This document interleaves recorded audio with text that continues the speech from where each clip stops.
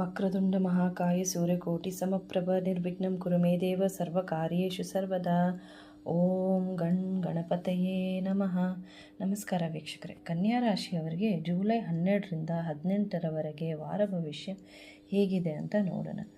ವೃತ್ತಿಯಲ್ಲಿ ಹೇಳಬೇಕಾದ್ರೆ ಈ ವಾರ ನಿಮಗೆ ವೃತ್ತಿಯ ವಿಚಾರದಲ್ಲಿ ಅತ್ಯಂತ ಭರವಸೆಯ ವಾರ ಅಂತ ಹೇಳ್ಬೋದು. ನಿಮ್ಮ ಪ್ರಾಕ್ಟಿಕಲ್ ವಿಧಾನದ ಜೊತೆಗೆ ನಿಮ್ಮ ಉತ್ತಮವಾಗಿ ಕಮ್ಯುನಿಕೇಷನ್ ಮಾಡ್ತೀರಾ, ಅಂದರೆ ತುಂಬ ಟ್ಯಾಲೆಂಟೆಡಿಂದ ಮಾತಾಡ್ತೀರಾ. ನಿಮ್ಮ ಮಾತುಗಳಿಂದ ಆಫೀಸ್ನಲ್ಲಿ ಎಲ್ಲರಿಗಿಂತ ನೀವು ಡಿಫ್ರೆಂಟಾಗಿ ಗುರುತಿಸ್ಕೊಳ್ತೀರಾ, ಅಂದರೆ ರೆಕಗ್ನೈಸ್ ಆಗ್ತೀರಾ. ನಿಮ್ಮ ಅಷ್ಟು ಟ್ಯಾಲೆಂಟೆಡ್ ಮಾತಿರುತ್ತೆ. ಈ ವಾರ ಯಾವುದೇ ಮೀಟಿಂಗ್ ಮಾಡಲು ಟೈಮಿಂಗ್ ಪ್ಲ್ಯಾನ್ ಮಾಡೋಕ್ಕೆ ತುಂಬ ಒಳ್ಳೆಯ ಸಮಯ ಅಂತ ಹೇಳ್ಬೋದು. ಮತ್ತು ನಿಮ್ಮ ಪ್ರಮೋಷನ್ ವಿಚಾರವಾಗಿ ಬಾಸ್ ಹತ್ರ ಅಥವಾ ಮ್ಯಾನೇಜರ್ ಹತ್ರ ಡಿಸ್ಕಸ್ ಮಾಡಲು ಉತ್ತಮ ಸಮಯ ಅಂತ ಹೇಳ್ಬೋದು. ಹೊಸ ಪ್ರಾಜೆಕ್ಟ್ ಸ್ಟಾರ್ಟ್ ಮಾಡುವ ಬದಲು ಈಗಾಗಲೇ ಸ್ಟಾರ್ಟ್ ಆಗಿರುವ ಪ್ರಾಜೆಕ್ಟನ್ನು ಕಂಪ್ಲೀಟ್ ಮಾಡುವುದರ ಬಗ್ಗೆ ನೀವು ಗಮನ ಹರಿಸೋದು ಒಳ್ಳೆಯದು. ನೀವೇನಾದರೂ ಜಾಬ್ ಚೇಂಜ್ ಮಾಡಬೇಕು ಅಂತ ಅಂದ್ಕೊಂಡಿದ್ರೆ ನಿಮ್ಮ ಕಾಂಟ್ಯಾಕ್ಟ್ಸಿಂದ ನಿಮಗೆ ಕಾಲ್ ಬರುತ್ತೆ, ಅವಕಾಶಗಳು ಸಿಗುವ ಸಾಧ್ಯತೆ ಇರುತ್ತೆ. ಆಫೀಸ್ನಲ್ಲಿ ಏನೇ ಗಾಸಿಪ್ ನಡೀತಾ ಇದ್ದರೆ ನೀವು ಸ್ವಲ್ಪ ಎಚ್ಚರ ವಹಿಸಬೇಕು. ವಾರದ ಅಂತ್ಯದಲ್ಲಿ ಈ ಥರ ಏನೇ ಸಮಸ್ಯೆಗಳು ಬಂದರೂ ನೀವು ನಿಮ್ಮ ಡಿಸಿಪ್ಲಿನ್ನಲ್ಲಿ ಇರೋದ್ರಿಂದ ನಿಮ್ಮ ರೆಪ್ಯುಟೇಷನ್ಗೆ ಏನೂ ತೊಂದರೆ ಆಗಲ್ಲ. ಹಣಕಾಸಿನ ವಿಚಾರದಲ್ಲಿ ಹೇಳಬೇಕಾದ್ರೆ ಆದಾಯ ತುಂಬಾ ಚೆನ್ನಾಗಿರುತ್ತೆ, ಆದಾಯ ಬರುತ್ತೆ. ಹಾಗೆ ಬ್ಯಾಲೆನ್ಸ್ ಆಗಿ ಖರ್ಚು ಮಾಡೋಕ್ಕೂ ನಿಮಗೆ ಒಂಥರ ಮನಸ್ಸಾಗುತ್ತೆ. ಖರ್ಚು ಇದು ತೊಗೊಳ್ಳೋಣ ಅದು ತೊಗೊಳ್ಳೋಣ ಅಂತ ಟೆಂಪ್ಟ್ ಆಗುತ್ತೆ. ಬ್ಯಾಲೆನ್ಸ್ ಮಾಡೋಕ್ಕೆ ಟ್ರೈ ಮಾಡ್ತೀರಾ, ಆದರೆ ತುಂಬ ಎಮೋಷ್ನಲ್ ಆಗಿ ಖರ್ಚು ಮಾಡೋದು ನೀವು ತಪ್ಪಿಸ್ಬೇಕು. ಇವಾಗ ಏನೋ ಎಮೋಷ್ನಲ್ ಆಗಿ ಮಾತಾಡ್ಬಿಡ್ತಾರೆ ಮನೆಯಲ್ಲಿ, ಇದು ಬೇಕು ಅದು ಬೇಕು ಅಂತ ಹೋಗಿ ಖರ್ಚು ಮಾಡಿಬಿಡ್ತೀರಾ. ಆ ಥರ ಎಮೋಷ್ನಲ್ ಆಗಿ ಮಾಡಬಾರ್ದು. ಯೋಚನೆ ಮಾಡಬೇಕು, ಯೋಚನೆ ಮಾಡಿ ನೀವು ಖರ್ಚು ಮಾಡಬೇಕು.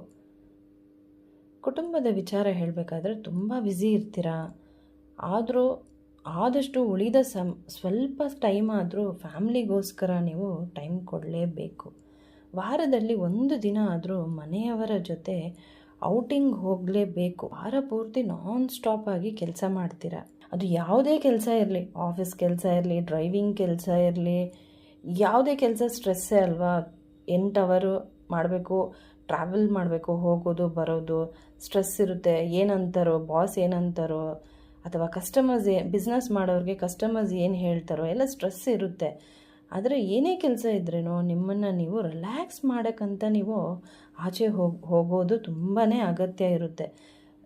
ಎಲ್ಲ ಕೆಲಸದ ಸ್ಟ್ರೆಸ್ ಎಲ್ಲ ಮರೆತು ಆಚೆ ಹೋಗ್ಬಿಟ್ಟು ಏನೋ ಒಂದು ನೇಚರ್ಗೆ ಕನೆಕ್ಟ್ ಆಗೋದಿರಲಿ, ಅಥವಾ ಏನೋ ಡೈವರ್ಟ್ ಆಗುತ್ತೆ ನಿಮ್ಮ ಮೈಂಡು. ಆಚೆ ಹೋಗೋದು ತುಂಬಾ ಮುಖ್ಯ ಮನುಷ್ಯನಿಗೆ. ಮೈಂಡ್ ರಿಲ್ಯಾಕ್ಸ್ ಆಗಿದ್ದರೆ, ಸ್ಟ್ರೆಸ್ ಇಲ್ಲ ಅಂದರೆ ಮನುಷ್ಯನಿಗೆ ಯಾವ ಆರೋಗ್ಯದ ಸಮಸ್ಯೆನೂ ಬರಲ್ಲ. ಸ್ಟ್ರೆಸ್ ಮಾಡ್ಕೊತಾ ಇದ್ದರೆ ತುಂಬ ಹೆಲ್ತ್ ಇಶ್ಯೂಸ್ ಬರುತ್ತೆ. ಆರೋಗ್ಯದ ವಿಚಾರದಲ್ಲಿ ಹೇಳಬೇಕಾದ್ರೆ ನಿಮ್ಮ ತಾಯಿಯ ಆರೋಗ್ಯಕ್ಕೆ ಹೆಚ್ಚು ಎಕ್ಸ್ಟ್ರಾ ಗಮನ ನೀವು ವಹಿಸಬೇಕು. ಮನೆಯಲ್ಲಿ ಹಿರಿಯರಿದ್ದರೆ ಅವರ ಆರೋಗ್ಯದ ಕಡೆ ನೀವು ಗಮನ ಕೊಡಿ. ಆದಷ್ಟು ನೀವು ತಾಳ್ಮೆಯಿಂದ ಇರಬೇಕು. ಈ ವಾರ ಏನೇ ಇದ್ರೇನೋ ಹಾನೆಸ್ಟಾಗಿ ಕ್ಲಿಯರಾಗಿ ಮಾತಾಡೋದು ಒಳ್ಳೆಯದು. ಅದರಿಂದ ಏನೇ ಜಗಳ ಏನೋ ಮನಸ್ತಾಪಗಳು ಆಗಲ್ಲ ಮನೆಯಲ್ಲಿ. ತುಂಬ ತಾಳ್ಮೆಯಿಂದ ಸಹನೆಯಿಂದ ಇದ್ಬಿಡಿ. ಪರಿಹಾರ ಬಂದು ಗಣೇಶನಿಗೆ ಗರಿಕೆಯನ್ನು ಅರ್ಪಿಸಿ ಮತ್ತು ಹಸುಗಳಿಗೆ ಆಹಾರವನ್ನು ನೀಡಿ. ನಿಮ್ಮ ರಾಶ್ಯಾಧಿಪತಿ ಬುಧ ವಕ್ರ ಆಗಿರೋದ್ರಿಂದ ಬುಧ ಮಂತ್ರವನ್ನು ನೀವು ಹೇಳ್ಕೋಬೇಕು. ಓಂ ಬುಧಾಯ ನಮಃ ಅಂತ 108 ಸಲ ಹೇಳ್ಕೊಳ್ಳೋದ್ರಿಂದ ತುಂಬಾ ಒಳ್ಳೆಯದಾಗುತ್ತೆ. ಮತ್ತು ಬುಧವಾರದಂದು ಹೆಸರು ಕಾಳನ್ನ ದಾನವಾಗಿ ಕೊಡಿ, ಬಡವರಿಗೆ ಅಥವಾ ದೇವಸ್ಥಾನಕ್ಕೆ ಕೊಡಿ, ಒಳ್ಳೆಯದಾಗುತ್ತೆ. ಧನ್ಯವಾದಗಳು.